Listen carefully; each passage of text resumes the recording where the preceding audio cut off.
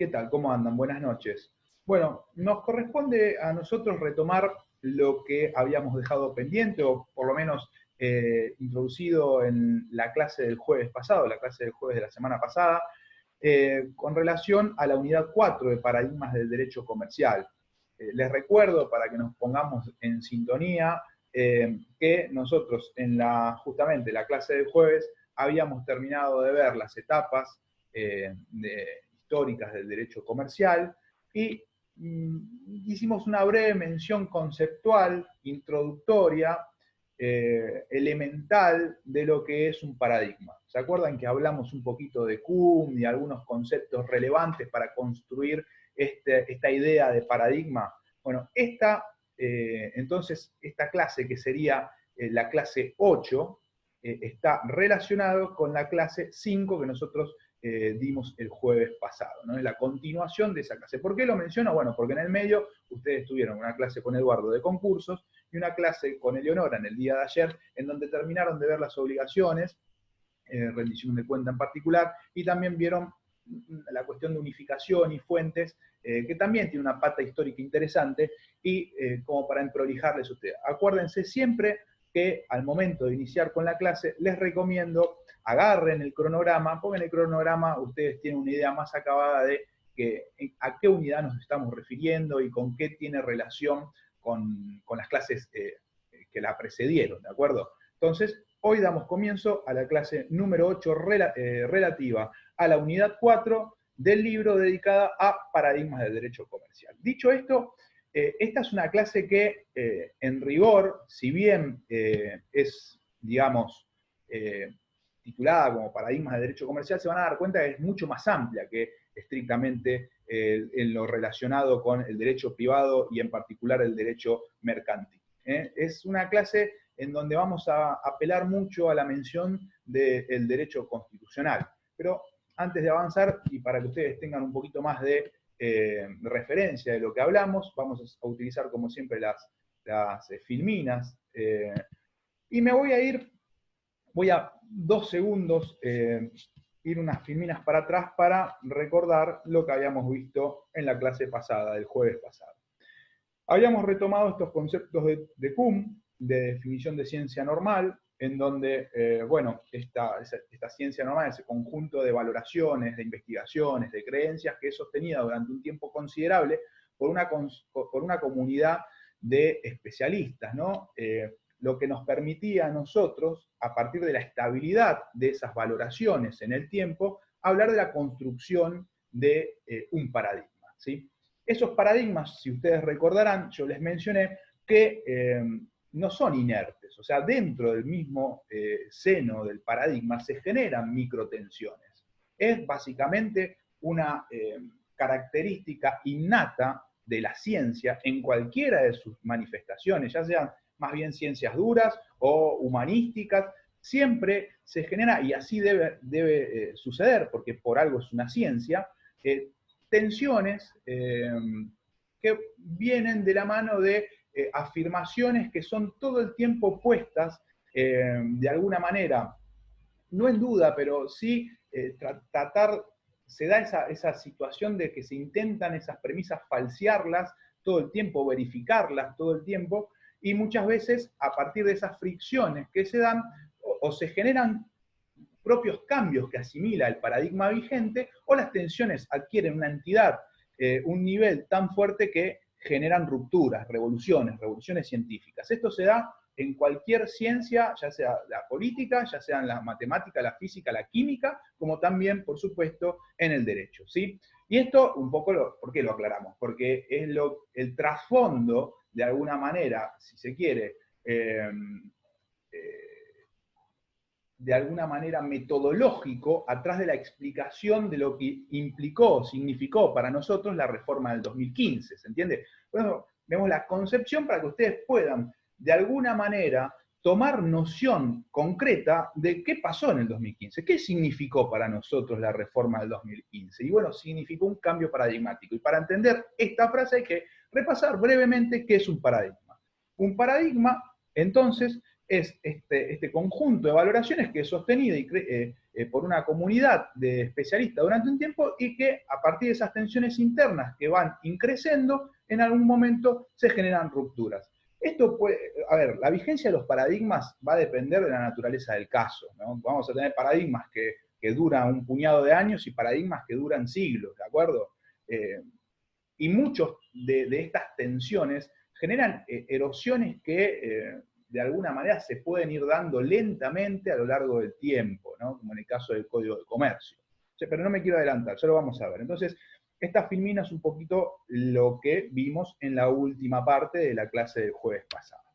Ahora, metiéndonos de lleno en los paradigmas que de alguna manera encerraba la estructura del Código de Comercio derogado, no voy a decir nada nuevo, porque en definitiva ya en las clases que venimos dando ustedes se fueron familiarizando con estos dos institutos que vamos a mencionar ahora, en las etapas históricas. Fíjense cómo todo en esta instancia de la materia se va relacionando. Todas estas primeras unidades están estrechamente vinculadas, y esto de alguna manera quiero subrayarlo porque es la intención, insisto, del cuerpo docente, que ustedes logren visualizar, logren articular el contenido de cada una de estas unidades, ¿no?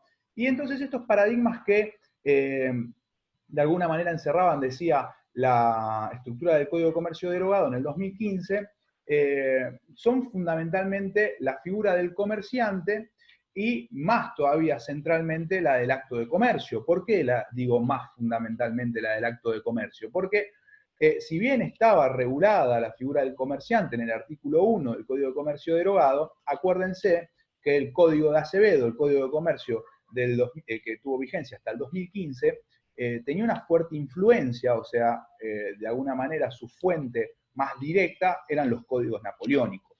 Códigos napoleónicos que a su vez, o el Código de Comercio napoleónico en particular, que a su vez se construían sobre una tesitura predominantemente objetiva, en donde el centro del sistema iba a ser el acto de comercio. Nosotros, a diferencia de otros países, como Italia, en su Código Civil y Comercial, Código Unificado, que generaba la figura de la empresa como sujeto de derecho, salteamos, no tuvimos una etapa sin doctrina, en donde se recomendó durante muchísimo tiempo desde las tribunas académicas, que de alguna manera la teoría del acto de comercio como tabulador, como agente delimitador del alcance de la disciplina mercantil, de derecho mercantil, fuera reemplazado por la empresa, como lo hicieron los italianos. La verdad es que esta idea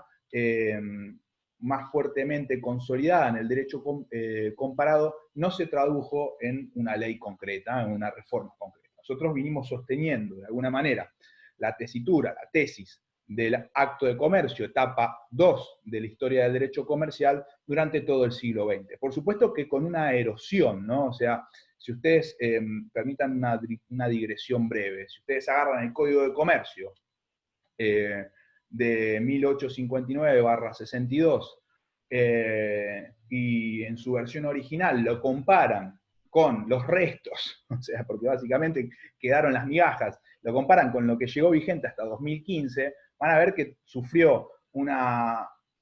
durante todo el siglo XX sufrió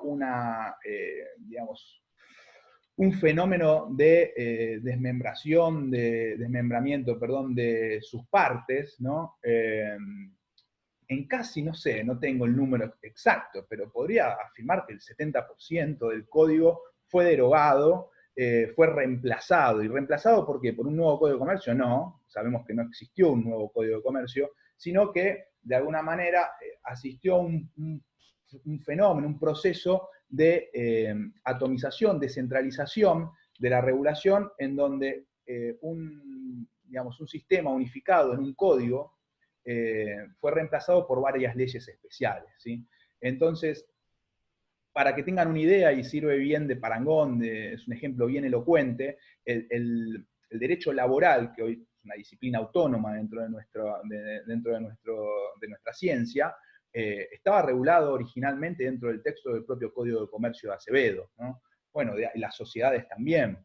concursos también. Entonces, todas esas partes integrales del Código de Comercio original, con el tiempo fueron siendo derogadas por leyes especiales, ¿no? Durante todo el siglo XX hubo una erosión del el cuerpo normativo del Código de Comercio. Entonces, y además, aquellas partes que no fueron derogadas por una ley especial durante el siglo XX, llegaron al siglo XXI modificadas muy fuertemente por la costumbre o por los hechos.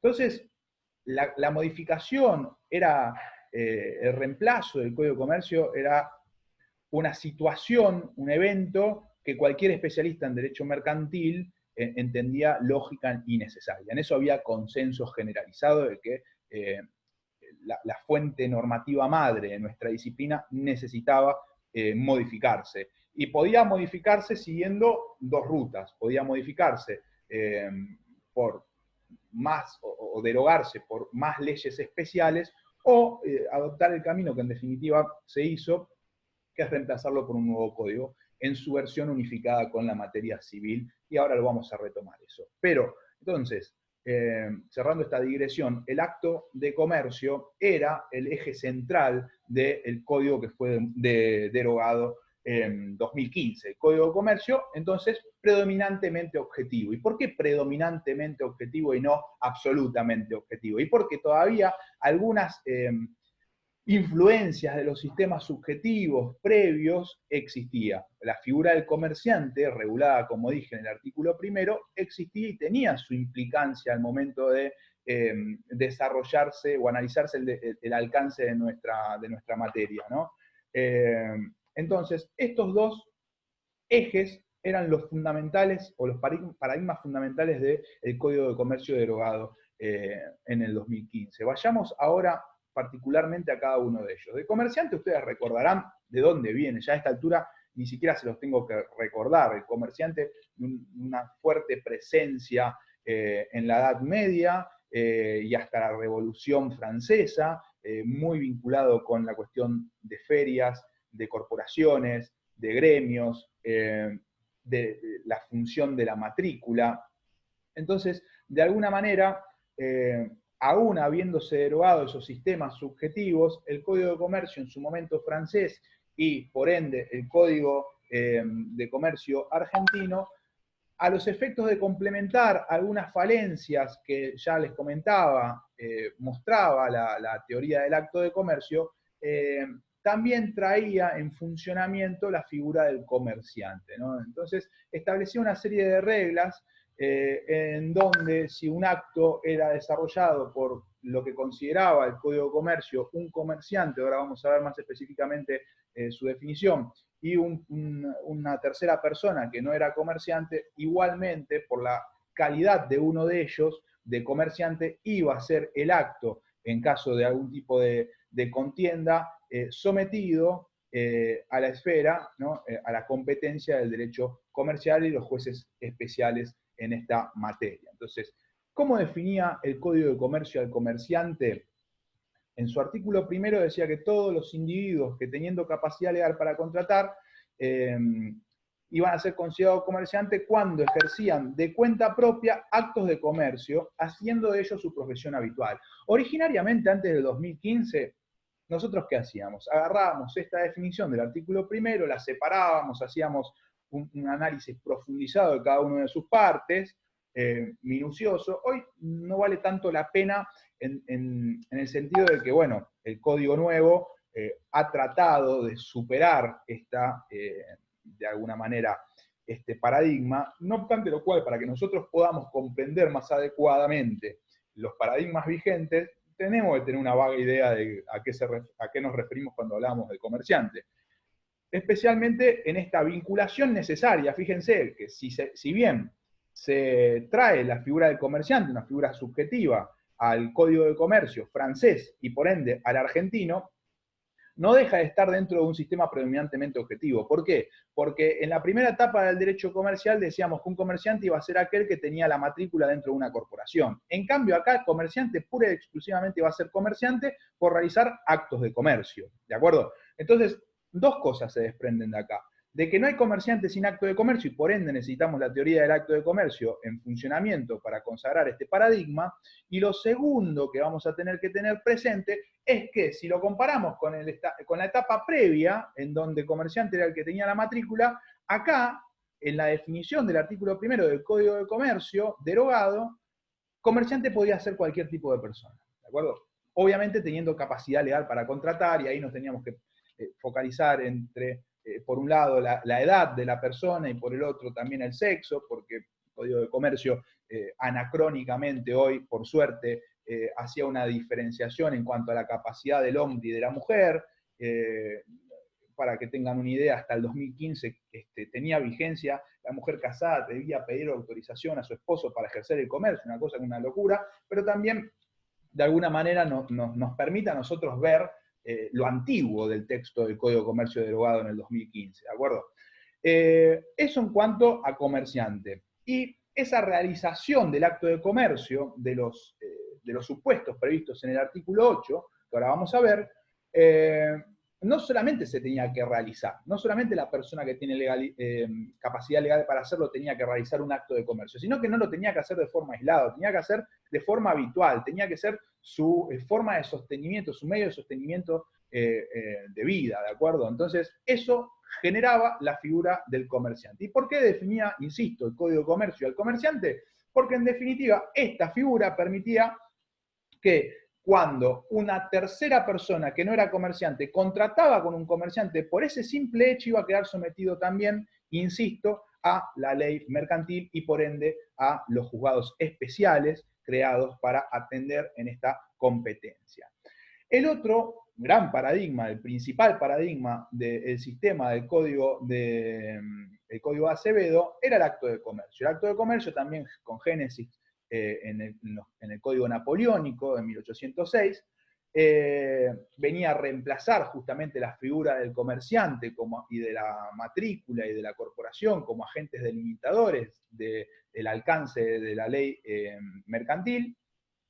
Y el problema, lo reitero, era que no se podía definir de forma universal al acto de comercio. ¿Qué quiere decir de forma universal? Bueno, había algo que era concreto, o sea, si nosotros realizábamos un análisis histórico-fáctico, sabíamos a qué se dedicaban o qué actos realizaban desde siempre los comerciantes, ¿no?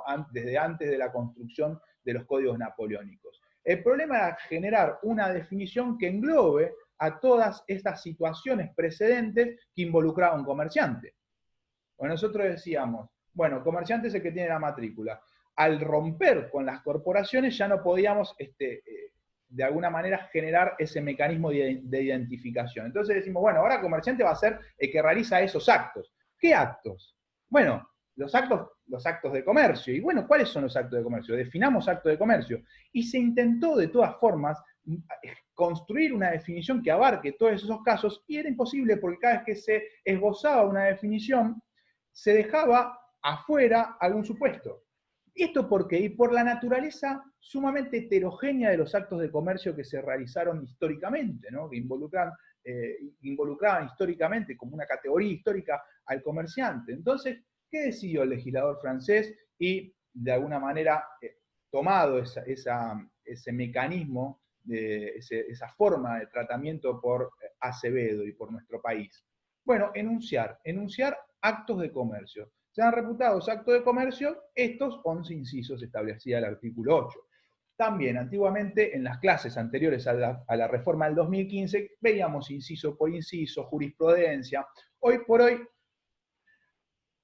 perdió un poco el sentido, porque de alguna manera la intención del legislador con la reforma del 2015 es superar ese sistema, pero les diría que todavía nosotros nos encontramos con una fuerte influencia de este artículo 8. Primero, ¿cuál era la función, como dice acá? El origen lo vimos, el tratamiento es enunciativo, no define, o no definía, mejor dicho, el artículo 8 del Código de Comercio derogado al acto de comercio. Es difícil definir acto de comercio o imposible definir acto de comercio hasta desde la doctrina. Tenemos intenciones muy serias como la del jurista italiano Rocco, que si no recuerdo mal, su tesis doctoral fue intentar definir al acto de comercio, y sin embargo, de alguna manera fue refutada su teoría por lo que acabo de mencionar, por no incluir dentro de su definición actos que siempre fueron considerados actos de comercio. Entonces, la forma de tratar el artículo 8 al acto de comercio era enunciativo. Ahora, ¿qué función cumplía en nuestro sistema? ¿Cumplía o cumple? Ahora vamos a ver por qué.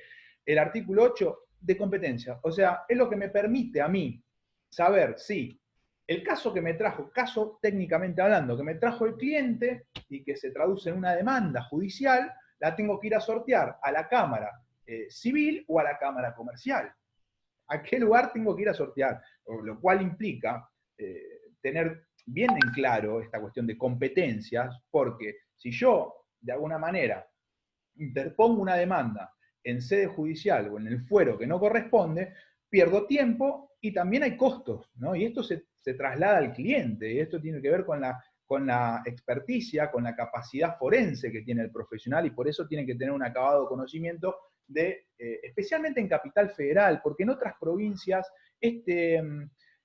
a nivel procesal están unificados los fueros. Entonces tenemos fueros civiles y comerciales. Esta dicotomía no se da y este problema de competencias no se da. Proyecto de unificación que por supuesto está en cartera desde hace mucho tiempo, pero es muy difícil, y más que nada también por la cantidad de casos que existen en la Capital Federal, unificar esos dos fueros. Situación que uno nunca termina de saber si efectivamente se va a dar en algún momento o no. Hay muchas aristas de carácter y de naturaleza política que parecieran impedir, por lo menos a mediano plazo, la implementación de una unificación de ambos fueros. Esto hay que tenerlo en cuenta, ¿no? Para no ser porteños centristas, de que esta situación que describimos es más bien una situación que afecta el desarrollo de nuestra actividad en el territorio de la Ciudad Autónoma de Buenos Aires, la capital federal, donde sí tenemos juzgados civiles y donde sí tenemos juzgados comerciales.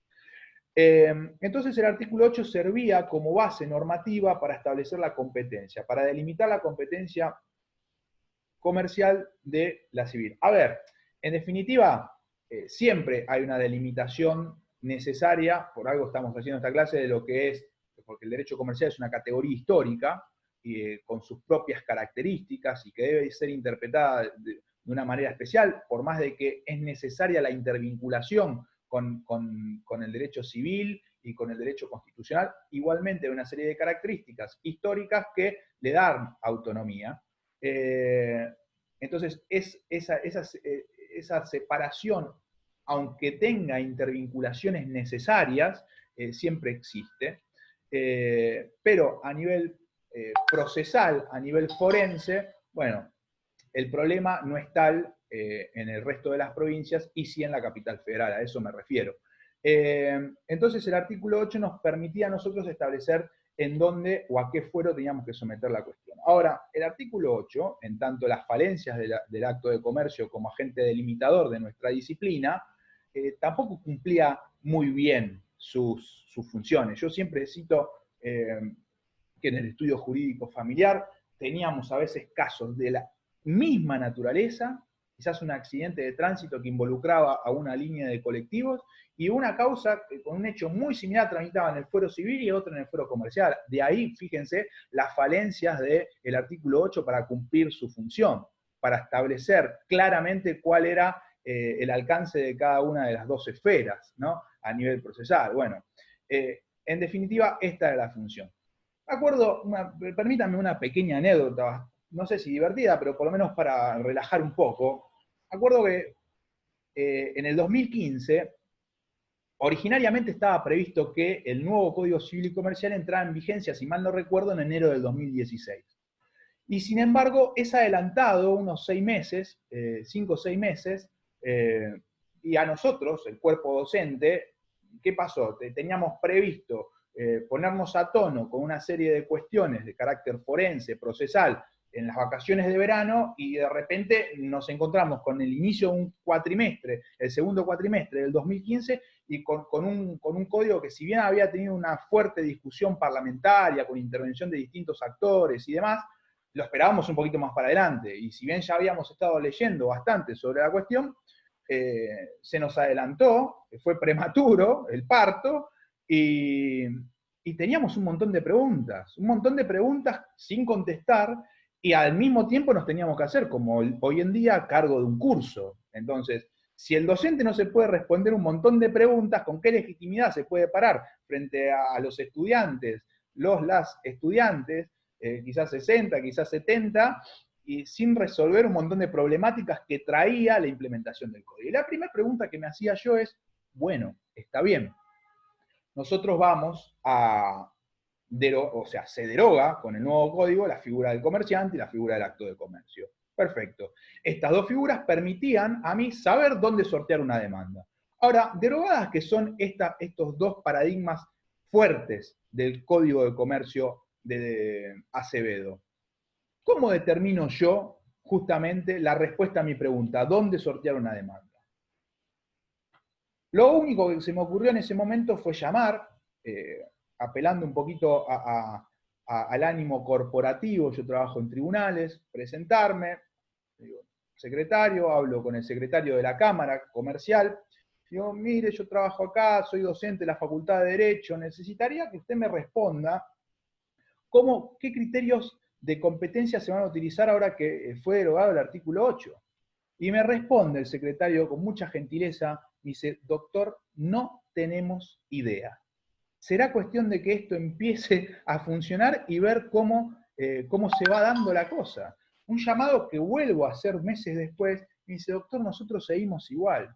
Seguimos con los criterios del artículo 8, que aunque esté derogado, fíjense que yo acá en la filmina pongo, en el último renglón, influencia actual, el decreto reglamentario, el decreto ley 1285 del 58, del año 58, que establece las competencias de los juzgados comerciales, no fue derogado. Fue derogado solamente el Código de Comercio. Entonces, ¿qué pasa? Se genera un poco algo, si se me permite el término, absurdo, porque el legislador es clara la intención que tiene de abandonar los paradigmas previstos en la estructura del Código de Acevedo. Y sin embargo, en la práctica, por no ayornarse a nivel jurisdiccional, o sea, ¿a qué me refiero? El sistema judicial, si hay una reforma legal procesal y sustantiva, como sucede en el 2015, más bien sustantiva, pero con implicancias procesales, eso se tiene que reflejar en la administración de justicia. Si vos tenés un sistema judicial construido, ideado para un modelo sustantivo de ley, una naturaleza de ley anacrónica, se genera un desfasaje ahí. O sea, se genera de alguna manera una desproporción entre una y otra cosa. Y es básicamente lo que pasa en Capital Federal. No es tan claro esa consistencia, esa coherencia entre el nuevo Código Civil y Comercial y la estructura de la justicia dentro de la capital, la mal llamada justicia nacional, que en definitiva tiene competencia territorial solamente en la capital federal. Entonces, ¿qué es lo que sucede? La cuestión de competencias sigue teniendo una fuerte influencia del artículo 8, porque el decreto ley 1285 está inspirado, fíjense el año, está inspirado en la teoría del acto de comercio. Entonces, si bien el artículo 8 fue derogado, digámoslo así, uno de sus hijos o de sus nietos, el decreto de ley 1285, sigue vigente y se apela a ese decreto que es anacrónico en cuanto al paradigma que lo sostiene con relación al paradigma que se construye a partir del 2015. Hay un desfasaje ahí que es más bien una solución de carácter práctico, porque en definitiva las cosas tienen que seguir funcionando, y no se termina de hacer justicia con el espíritu de la ley de la reforma, ¿sí? Este es una cuenta pendiente uno puede decir, bueno, tendremos 5 años después de la reforma, ya pasaron y todavía eso no se ha modificado. Obviamente que a nivel forense se van evidenciando cambios jurisprudenciales en la práctica, no es que nadie ha acusado recibo de la reforma, pero este punto en particular, bien práctico, todavía no se ha ajustado. Difícil pronosticar cuánto tiempo más. Yo cito siempre también este ejemplo, la Constitución de la Ciudad Autónoma de Buenos Aires y la reforma de 1994 establecen que, 1994, establecen que la Ciudad de Buenos Aires tiene que tener su justicia civil, comercial, de familia, penal, y sin embargo hoy tiene la contencioso administrativo y tributario y penal contravencional y de faltas. Y es un mandato constitucional de la reforma del 94. 94. ¿Pasaron cuántos años, chicos? 16, 26 años. 26 años y todavía no se hace el ajuste a nivel jurisdiccional que manda la reforma del 94. Así que uno no sabe bien cuándo en definitiva se va a terminar de consolidar una reforma como la que tuvimos en el 2015, además de la importancia de la que tuvimos en el 2015 por los cambios que implicó. ¿De acuerdo? Entonces, vamos a redondear un poquito hasta acá. Los paradigmas más fuertes, o si se quiere, los núcleos más fuertes del paradigma del código derogado eran la figura del comerciante y el acto de comercio, con todo el desarrollo que hemos hecho de cada una de ellas y que también apelamos al contenido que hemos visto en las clases pasadas. Ahora, boom, si se quiere, entre esta filmina y la otra, tenemos la reforma del 2015, ¿no? Pasamos por el 2015, agosto, y entramos a un nuevo Código Civil y Comercial de la Nación. Otra digresión. Aparece el nuevo código, ya obviamente antes de que aparezca uno tenía los proyectos de ley. Me acuerdo que la primera vez que me mandaron el proyecto de ley, antiguamente uno se lo tenía que leer todo para ver si en alguna parte del código se apelaba a alguna figura de las que ya conocíamos. Hoy, hace ya bastantes años que es más fácil porque te lo pasan en forma digital, vos pones en el buscador si es un archivo de Word o si es un PDF, pones el término que querés buscar y te saltan las voces en donde está ese término dentro del texto. Me acuerdo de que la primera vez que agarré el texto del proyecto, puse comerciante, resultado de búsqueda 0, puse acto de comercio, resultado de búsqueda 0, puse comercial, resultado de búsqueda 1, ahora voy a preguntarles a ustedes dónde creen que está eso, y después puse empresa, ¿no? O sea, ¿por qué? Y porque yo estaba como docente de Derecho Comercial, un poco influenciado, por estas etapas dentro de nuestra disciplina, y decía, bueno, si dejamos de lado el acto de comercio del comerciante porque no se ha retomado, y bien que así sea, porque eran sistemas, digamos, ya añejos y erosionados, desgastados, insuficientes, uno esperaba que quizás se adopte la solución italiana de darle personería jurídica a la empresa y que la empresa fuera el nuevo agente delimitador, una posibilidad dentro de muchas otras. Y sin embargo, si bien empresa era un término que está replicado muchas veces en el código, siempre está abordado desde otro enfoque y no para suplir la función que cumplía el artículo 8 del Código de Comercio. Entonces estaba esta dificultad, había un único resultado que era comercial. ¿Y saben dónde estaba ese término? En el título. Código Civil y Comercial de la Nación. Nada más. Después no se retomaba ese término en ninguna parte del todo el código. Bueno, wow, un problema de decir, bueno, ¿cómo nos vamos a manejar hoy? Hoy es fácil porque agarramos doctrina y encontramos una serie de autores en donde hay cierto consenso en que nos encontramos en una cuarta etapa en donde el objeto de regulación principal de nuestra disciplina ya no es el comerciante, ya no es el acto de comercio, no lo fue el de empresa como sujeto de derecho, sino, y ustedes quiero que completen esta parte de la exposición, sino la actividad económicamente organizada a la que nos vamos a referir al final de esta filmina, ¿de acuerdo? Pero bueno, eso llevó a varias preguntas a los especialistas en derecho privado y en particular a los especialistas en derecho mercantil. ¿La unificación de los dos códigos significaba la pérdida de autonomía del derecho comercial como disciplina o subdisciplina dentro del derecho? No, y no por muchos motivos, ¿no? Primero porque el derecho comercial, como dije hace un momento, es una categoría histórica que tiene digamos, ciertos rasgos sostenidos, permanentes en el tiempo, y que, por ende, al tener características particulares, necesita ser mirado desde un enfoque particular. No es lo mismo la velocidad que necesita la regulación de institutos en derecho comercial que en un derecho más dogmático como es el derecho civil, ¿de acuerdo? Entonces, si nosotros no tenemos esa capacidad legislativa de acompañar el desenvolvimiento, la evolución de un instituto del mercado de forma pareja, mal vamos a poder regularlo, controlarlo, matizar los efectos negativos que pueda tener sobre una sociedad, o perfeccionarlo, ¿no? Perfeccionarlo dentro del contexto particular que significa nuestro país. Entonces, estas características históricas, como por ejemplo la contratación en masa, bueno, son situaciones típicas de derecho comercial atravesadas por la celeridad, por la dinámica de cambio que tiene tan fuerte el objeto que regula nuestra disciplina y que merece especial atención.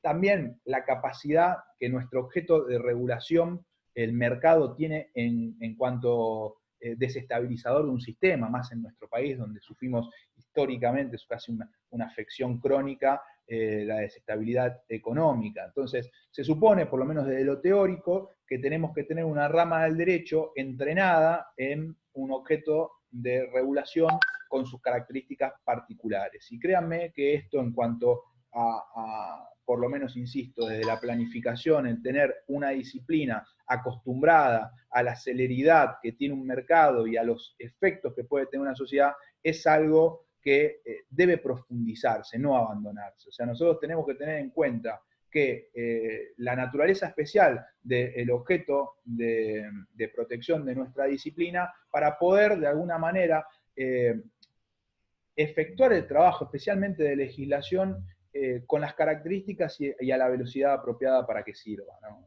Si no, bueno, si no tenemos presente esto, que es lo primero y fundamental, seguramente las leyes lleguen tarde o lleguen mal, ¿no? Es algo que, ¿por qué digo siempre, o estoy señalando varias veces en lo teórico? Porque lamentablemente pasa. O sea, por eso yo soy uno de los defensores más fuertes en la autonomía del derecho económico, con modificaciones necesarias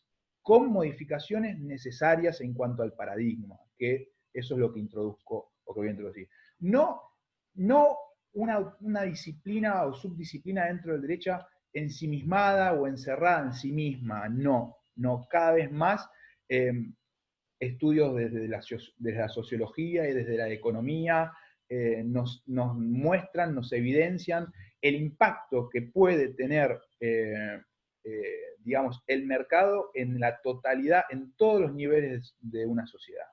Es una disciplina la nuestra que tiene que estar en permanente comunicación, vinculación con otras subdisciplinas dentro del derecho, como por supuesto el derecho privado.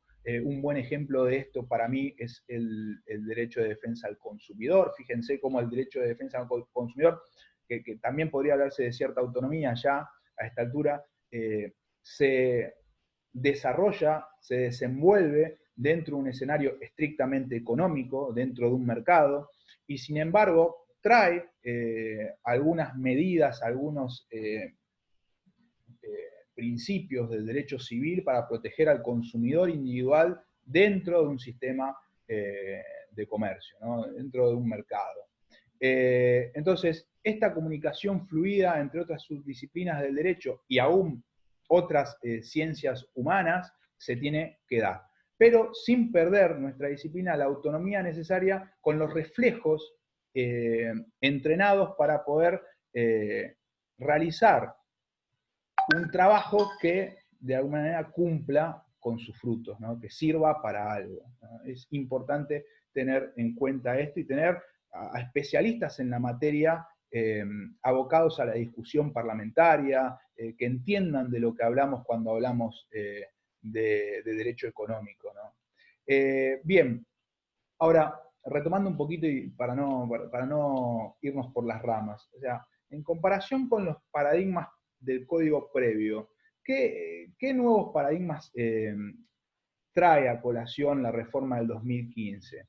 En este punto, digamos, esta segunda parte de la clase, me gustaría hacer una aclaración de carácter metodológico. Ustedes se van a encontrar que en el manual el doctor Vítolo hace una exposición general de los cambios paradigmáticos en todo el derecho, ¿no? Van a ver que va a hablar de cambios paradigmáticos en derechos reales, en familia, en sucesiones, en derecho de incidencia colectiva. Bueno, va a tocar muchos niveles y que obviamente tienen una importancia dentro de nuestro sistema, pero por una cuestión de tiempo, nosotros vamos a focalizar los que son estrictamente comerciales o los que tienen una vinculación más directa. A ver, chicos, el derecho es uno solo y ustedes pueden tener de repente un concurso, un divorcio atravesado por un concurso preventivo de acreedores que se puede transformar en una sucesión.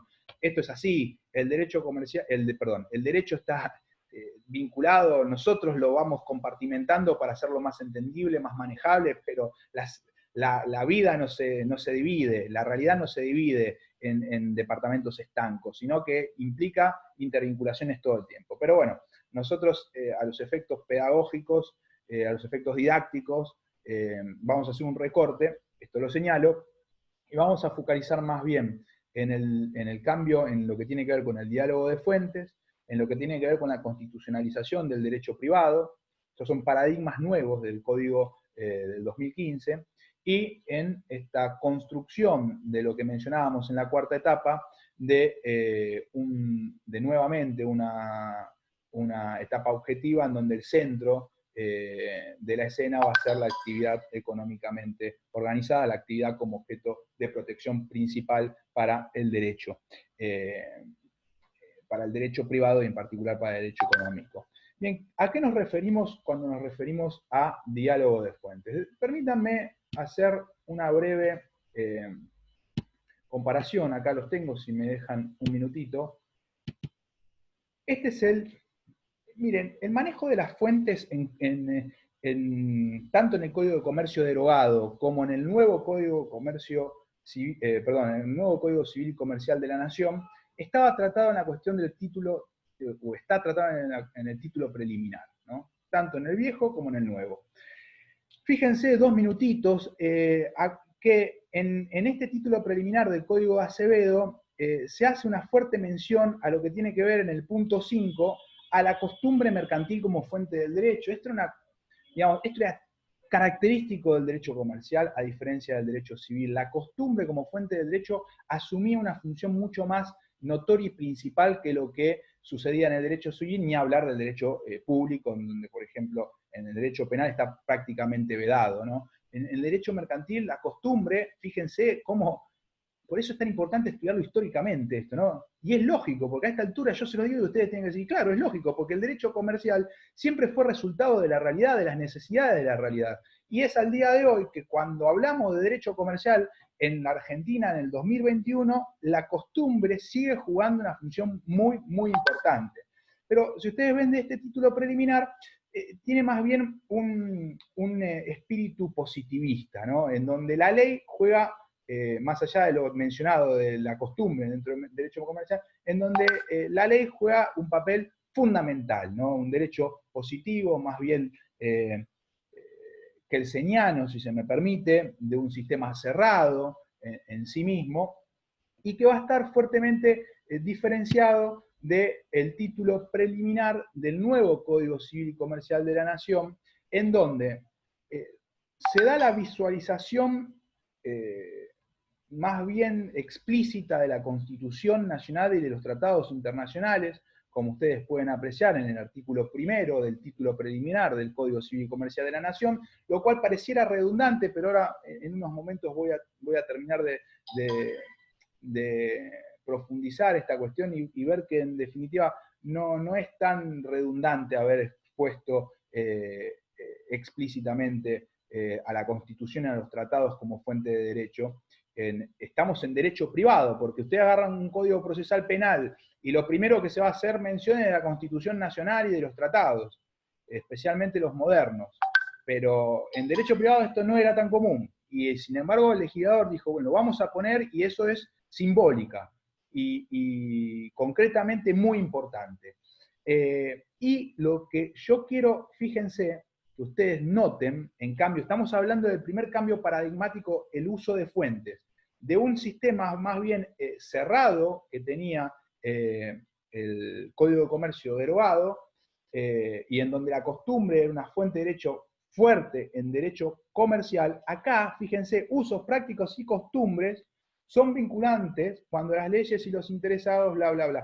Fíjense que este es un código civil y comercial, entonces la cuestión de la costumbre también se ha, de alguna manera, ha querido el legislador poner un acento en su influencia con relación al derecho civil, ¿de acuerdo? Esto es importante porque la costumbre, como otras cosas, se ha generalizado, ha sido una característica típica del derecho comercial que el legislador ha intentado que tenga una influencia más fuerte dentro del derecho civil. Pasa también con la mora, que ahora la mora es automática. Antes la mora automática solamente era en el derecho comercial, ahora la mora es automática también en el derecho civil. Entonces hay una serie de características. Por eso digo, que el derecho privado, el derecho civil se ha comercializado un poco, si se me permite el juego de palabras para hacerlo descriptivo, y el derecho comercial se ha civilizado. En realidad no, es mucho más complejo el fenómeno, pero pasa esto, ¿no? Que rasgos típicos de derecho comercial se han ido hacia el derecho civil y rasgos típicos de derecho civil se han venido hacia el derecho comercial, y muy bien que así sea. Pero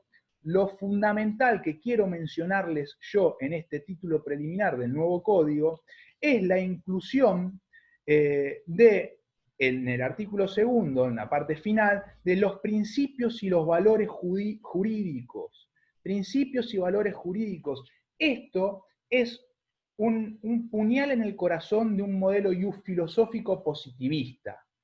Un modelo filosófico positivista es un modelo por naturaleza propio cerrado, en donde la vinculación entre la ley y algo más solamente se daba al momento de justificar la construcción, la creación de una constitución, ¿no? Como la Constitución Nacional. De la Constitución como elemento justificante de todo el modelo, no había otro tipo de interrelación más que el estrictamente legal, modelo positivista. Acá, lo que me está diciendo el legislador a mí es, acá hay una apertura, una influencia muy fuerte de, si se quiere, de otras corrientes de pensamiento filosófico, como el trialismo, en donde además de la ley tenemos otras fuentes de influencia en cuanto a la interpretación de la ley, como son la realidad y los principios y valores, ¿no? O otras corrientes de pensamiento que lo que en definitiva las caracteriza es romper ese sistema cerrado que implicaba un modelo que el señano, ¿de acuerdo? Miren, hasta no hace mucho, y algunas materias todavía lo deben hacer, en teoría general del derecho, que básicamente es filosofía del derecho, se seguía dando, yo por ejemplo fui educado en la Facultad de Derecho bajo un modelo positivista, ¿no? Y no hace tanto tiempo. En los últimos años, gratamente, se ha ayornado las materias de derecho constitucional y teoría general de derecho, se han acomodado a las corrientes de pensamiento moderno en cuanto a la interpretación de estas cuestiones. Yo invito, si no han cursado, que traten de elegir materias de teoría general del derecho donde se vea la teoría estándar de argumentación, o sea, autores como Robert Alexi o autores que discutan con él, que los hay muy buenos, y donde se vea más bien positivismo como un elemento histórico que fue superado, ¿no? Como una base de pensamiento que sí tiene que ser abordada para poder comprender en dónde estamos parados hoy, siempre hay que mirar a dónde estuvimos parados antes. Y acá, en el título preliminar del Código del 2015, lo podemos apreciar esta fuerte diferenciación cuando comparamos con el título preliminar del Código de Comercio de Acevedo. Principios y valores como fuente del derecho. Esto le da al juez una posibilidad de abrir, de poder romper pura y exclusivamente con la ley como fuente de derecho. Obviamente esto como con mucho rigorismo al momento de ser aplicado, no es que el juez va a ser, digamos, la justicia de los jueces, ¿no? Y de la opinión y la voluntad de los jueces. No, estamos hablando de cuestiones que tienen que ser muy, muy pensadas, muy elaboradas, muy bien argumentadas, pero esa influencia entre una decisión judicial y los principios se puede dar tranquilamente, y es lo que invita a hacer el legislador. Primer cambio paradigmático, el diálogo de fuentes entre el código o los códigos derogados, tanto el civil como el de comercio, con el nuevo Código Civil y Comercial de la Nación. Volviendo a la filmina, vamos a pasar a el segundo cambio paradigmático, que es la constitucionalización del derecho privado. Miren, la verdad que cuando ustedes saben que los proyectos de ley, máximo cuando se tratan de proyectos de ley de la naturaleza e importancia que implicó esta reforma, son elevados a la correspondiente Cámara desde la comisión elaboradora con una carta de presentación, ¿no? La carta de presentación de este proyecto de ley la eleva. Ustedes saben que el presidente de la comisión fue Lorenzetti, el ministro de la Corte, y en una carta de presentación con bastante contenido teórico que después se va a replicar. Yo les voy a pasar el artículo que escribe Lorenzetti sobre esta cuestión, que básicamente retoma los conceptos de la carta de presentación del proyecto ante el Congreso de la Nación. Lo que va a dar cuenta es que lo que intenta fundamentalmente, es importantísimo esto, es importantísimo entender esto que voy a decir ahora, porque si yo quiero aplicar bien el derecho, tengo que entender el espíritu de la ley, el espíritu, lo que quiso hacer el legislador. De ahí yo puedo implementarlo dentro de esa misma orientación de forma adecuada, y además criticarlo de forma adecuada, pero primero tengo que tratar de entender qué quiso hacer el legislador. Y Lorenzetti se encarga de transmitirnos eso. Y lo que quiso el legislador, fundamentalmente a nivel filosófico, es un cambio paradigmático en donde el derecho privado corone un proceso de largos años, en donde el derecho constitucional se consolide fuertemente como iluminador de la regulación, de la aplicación de las leyes de carácter privado, de las leyes del derecho privado, ¿no? Y uno, la verdad que la primera vez que leí la carta de presentación dije, es redundante. Eso pensé. Y dije, es redundante, ¿por qué? Porque es obvio que la Constitución tiene una vigencia esencial, una importancia esencial dentro del derecho privado. Pero después me di cuenta que esa reflexión era de alguna manera construida sobre la cultura jurídica en la que me formé. O sea, se quiera o no, aunque tenga algunos años más que ustedes, somos todos hijos de la reforma del 94.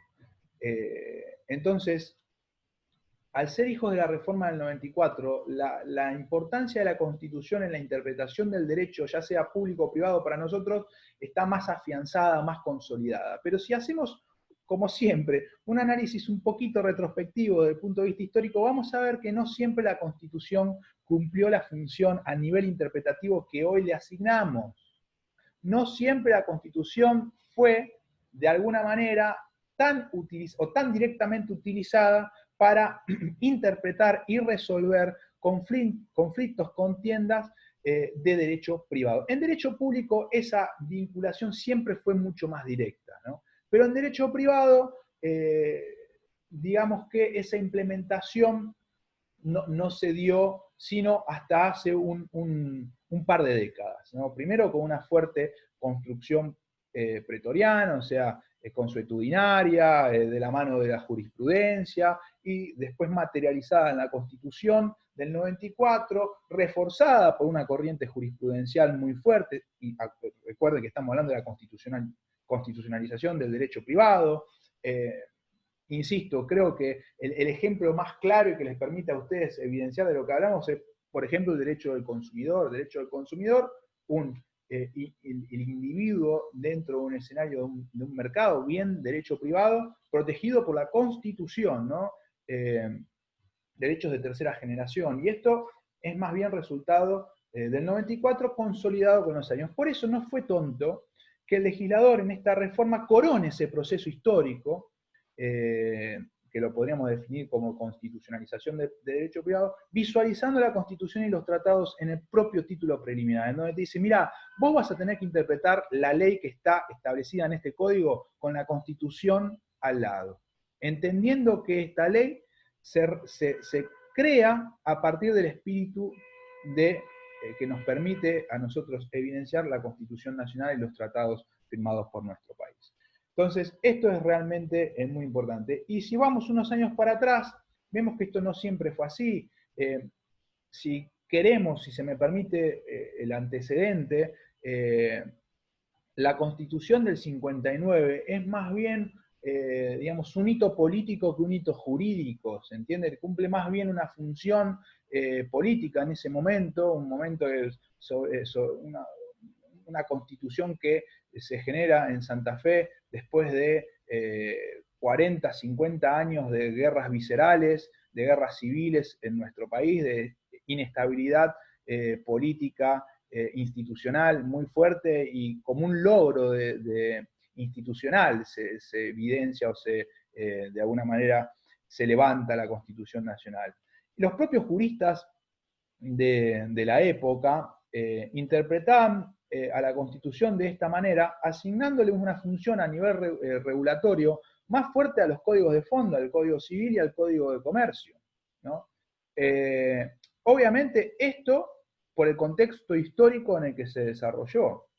Después la Constitución empieza a lo largo del siglo XX a asumir un nuevo rol, muy fuertemente influenciado también por la Constitución del 49, que después del golpe del 55 va a ser derogado, un rol más presente el de la Constitución, más involucrado con los derechos de las personas, y como les dije, en la segunda mitad del siglo XX, por una fuerte actividad, especialmente después de la última dictadura militar, una construcción de una corriente jurisprudencial de la Corte que tendía a esta visualización o función más presente de la Constitución en la interpretación del derecho privado, que termina decolando en la reforma propia del 94, ¿no? Pero bueno, esto es un proceso histórico muy largo de la constitucionalización del derecho privado que, si se quiere, una de sus últimas manifestaciones o síntomas ha sido la reforma del 2015 y la inclusión en el título preliminar de la propia mención de la Constitución y los tratados internacionales. Pero bueno, en definitiva, esto también es una tarea de todos los días, ¿no? De reafirmar la función de la Constitución al momento de interpretar las subdisciplinas del derecho. Digo, para que esto sirva, todo el tiempo uno tiene que estar alerta de la vigencia de la Constitución al momento de interpretar las leyes infraconstitucionales. Pero bueno, esto como segundo escalón paradigmático, es decir, la reforma del 2015 para consolidar este proceso de constitucionalización del derecho privado tan necesario, tan fuerte, y más en lo que tiene que ver con el derecho comercial, ¿no? Un derecho que yo les decía en su momento, me preguntó en la clase de presentación algún compañero, algún alumno, pero profe, ¿qué vamos a ver? Bueno, vamos a ver un derecho comercial que no tiene que ver con el derecho comercial clásico, un derecho comercial que invita a una manera de reflexionarse distinta, y esta es, digamos, un claro ejemplo de esa afirmación. Este es un claro ejemplo de esa afirmación. Un derecho comercial que tiene que estar vinculado con los derechos, las garantías y los principios consagrados en la Constitución, ¿no? Y tiene que ser interpretado de esa manera. Tiene que ser interpretado. El juez, el mandato del legislador reformador del 2015, tiene que dar cuenta de ello al momento de abordar las cuestiones. Este es un mandato, es una orientación diquelógica, axiológica, interpretativa del reformador del 2015, del legislador, ¿de acuerdo? Más en lo puntual, más en lo que tiene que ver con nuestra disciplina, vamos a encontrar que un nuevo paradigma típico de la cuarta etapa, del cuarto estadio de la historia del derecho comercial, es el abandono de la teoría del acto de comercio y la consagración de la actividad económicamente organizada como centro regulatorio de nuestra disciplina. ¿Qué quiere decir esto de la actividad económicamente organizada? Primero, la mención de que desde el punto de vista normativo lo vamos a poder encontrar a partir del artículo 320 y siguientes, algunos lineamientos básicos de lo que sería el estatuto que ustedes estuvieron viendo en estos días con Eleonora, de la persona física o jurídica que desarrolle algún tipo de actividad, ¿no? Esto en cuanto a obligaciones, ¿en dónde lo podemos encontrar? A partir del artículo 320. Ahora, a nivel conceptual, que es lo que me interesa a mí que logren visualizar, que logren comprender, para en definitiva ver cómo se imbrica esta cuestión del artículo 320 y el resto de los paradigmas. Lo que acá importa ver es que en vez de ser el centro de nuestra disciplina, en vez de ser el acto de comercio, pasa a ser la actividad. ¿Y eso qué quiere decir, doctor? Lo mencionamos en la clase pasada. Bueno, que lo que más le va a interesar o lo que más le tendría que interesar al legislador de normas de naturaleza económica es proteger la actividad. Ese es el objetivo principal que tiene que tener nuestra disciplina hoy en cuanto a su estudio, en cuanto a su investigación, en cuanto a la proyección de leyes, en cuanto a la interpretación de leyes y en cuanto a la construcción de decisiones judiciales, ¿no? Proteger la actividad para proteger a los distintos actores involucrados en el escenario, en el mercado. Cuando hablamos de esto, lo que estamos haciendo es dar cuenta de un proceso en donde hemos advertido, un proceso histórico en donde hemos advertido que si hacemos una cadena de causalidad, si perdemos la actividad no va a haber forma de proteger a ninguno de los otros involucrados. Si perdemos la actividad no hay forma de proteger al trabajador. Si perdemos la actividad no hay forma de proteger al Estado. Si perdemos la actividad no hay forma de proteger a la pyme. Si perdemos la actividad no hay forma de proteger al empresario. Entonces, la actividad como clave, no como la única clave, que se entienda bien esto, ¿no? No por nada dije recién, en ese orden, los actores involucrados. No como único objeto de regulación y de protección, sino como el más importante. Un claro ejemplo de esto, lo cito para ir vinculando también con otras partes de nuestra materia, es cómo en el salvataje, dentro de la ley de concursos y quiebra, bueno, ya el concurso preventivo de acreedores es una herramienta legal que se crea para poder salvaguardar la actividad. Para que la empresa, pero fundamentalmente la actividad, no desaparezca, porque la actividad en definitiva es beneficiosa para todos, ¿no? Pero fundamentalmente me quiero focalizar en un microprocedimiento que establece la ley de concursos y quiebras, que es el salvataje, que ya Eduardo se los ha mencionado y los va a ver más profundamente dentro de más o menos un mes. En el salvataje es un procedimiento que se detona si fracasa el concurso. O sea, si yo no logro negociar con mis acreedores, bueno, ¿cuál sería la solución? La quiebra. Ahora, antes de la quiebra, y en algunos supuestos, no quiero profundizar sobre el tema, en algunos casos en particulares, se me permite a mí abrir un procedimiento de salvataje. En el salvataje, lo que se ve es como una segunda posibilidad, oportunidad, en donde se me permite volver a negociar como concursado siempre que se presente algún interesado, pero fíjense qué interesante esto. Para resguardar la actividad se da la posibilidad hasta que los propios trabajadores, de la mano de una cooperativa, constituyendo una cooperativa, una persona jurídica, no es de naturaleza comercial, bueno, su naturaleza jurídica está discutida, pero a partir de una persona jurídica en particular, los trabajadores se organicen y también intenten adquirir la empresa y salvar la actividad. Es un claro ejemplo de cómo nuestra ley busca en distintos momentos proteger la actividad, que perdure la actividad por sobre cualquier otra cosa. Y máxime, este es un muy buen ejemplo porque le da la posibilidad a los propios trabajadores de salvar esa actividad. ¿De acuerdo? Entonces, ese es uno de los nuevos paradigmas al que también invita esta reforma del 2015. Habrá, obviamente hay cuestiones pendientes en estos cambios paradigmáticos en la faz forense, en la faz procesal, en la faz práctica. Habrá que establecer cierta consistencia, coherencia entre estos cambios paradigmáticos, sustantivos en nuestras leyes con, por ejemplo, las reglas de establecimiento de las competencias entre fuero civil y comercial, porque las reglas siguen estando influenciadas muy fuertemente por el acto de comercio y el artículo 8, aunque haya sido derogado, pero a través del decreto ley 1285.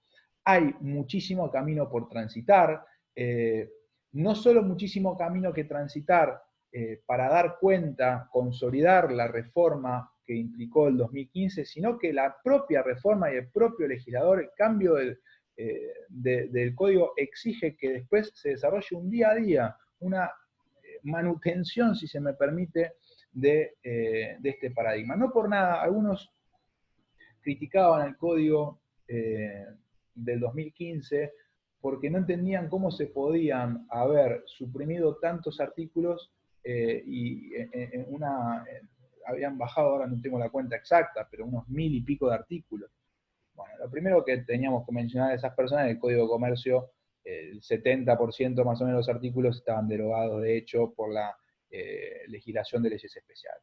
Pero segundo, y esto también lo dice Lorenzetti en su carta de presentación, la intención del legislador, al tiempo de que responde a otro paradigma filosófico, jurídico y filosófico, no es encontrar a todos los problemas de la realidad una solución en la letra de la ley. ¿Y esto por qué? Tratar de no prever todos los problemas, porque lo que se trata de hacer es construir un código que dure en el tiempo, y la realidad es cambiante. Fíjense las tecnologías. Entonces, mal puede hoy un código que pretende perdurar en el tiempo tratar de resolver todos los conflictos, porque en un puñado de años, a la velocidad que cambiamos, seguramente va a haber una serie de conflictos nuevos que no pueda solucionar el Código Civil y Comercial, por más de que se le vayan haciendo cambios. Entonces, no busquen que el Código Civil Comercial de la Nación del 2015 solucione todos los problemas, sino que es una caja de herramientas para que, en definitiva, la actividad de los jueces, de los abogados, de las partes, de los particulares también, complemente o de alguna manera le dé forma a las soluciones, atendiendo un poco también el estado cultural en el que se encuentra la sociedad. Entonces, no vamos a encontrar un código positivista en donde a un supuesto hecho se le aplica una sanción, sino un código que, además de tener, por supuesto, situaciones en donde responde a la vieja definición de norma de Kelsen, de supuesto hecho y entonces sanción, además de eso, se le va a brindar herramientas al juez para poder, de una manera más abierta, rellenar esas lagunas, pero no por un error legislativo, sino lagunas esperables, y acomodarlas un poco a la realidad social que nos rodea en el momento en el que el juez se tenga que expedir. Entonces, es un cambio paradigmático muy fuerte que nos invita a todos a una participación activa, si se quiere, hasta una política judicial, que involucra, es un desafío que involucra una participación de todos y de todas todos los días, ¿no? Para poder no terminar, sino para darle forma todo el tiempo a nuestro derecho. Es un cambio muy importante desde el punto de vista paradigmático y que lo tenemos que tener presente antes de empezar a analizar los institutos particulares, ¿no? Por eso yo digo, es fundamental esta clase, es muy importante la unidad 4 de nuestro libro, porque de alguna manera nos invita a reflexionar el derecho de otra manera distinta a la que antes de los 90 estábamos acostumbrados, y aún más acá en el tiempo también. Bueno, esperando que haya sido claro la explicación del día de hoy. Por supuesto que esto lo vamos a ir retomando. Antes del parcial vamos a hacer unas clases de repaso que nos permitan a nosotros volver a visualizar la relación que hay entre etapas del derecho comercial, proyectos de unificación, de reforma y paradigmas del derecho comercial, y vamos a ver que también hay una vinculación muy fuerte con las clases que vienen sobre empresa. Lo vamos a retomar, pero vayan leyéndolo en este sentido, en no unidades que están compartimentadas, sino que están muy fuertemente vinculadas. Fíjense que hablamos de todo el tiempo de contenidos que apelan o traen cosas que vimos en las clases precedentes. Bien, habiendo esperado que esto fue claro, agradezco la atención y su tiempo como siempre y les deseo a todos muy buenas noches. Gracias.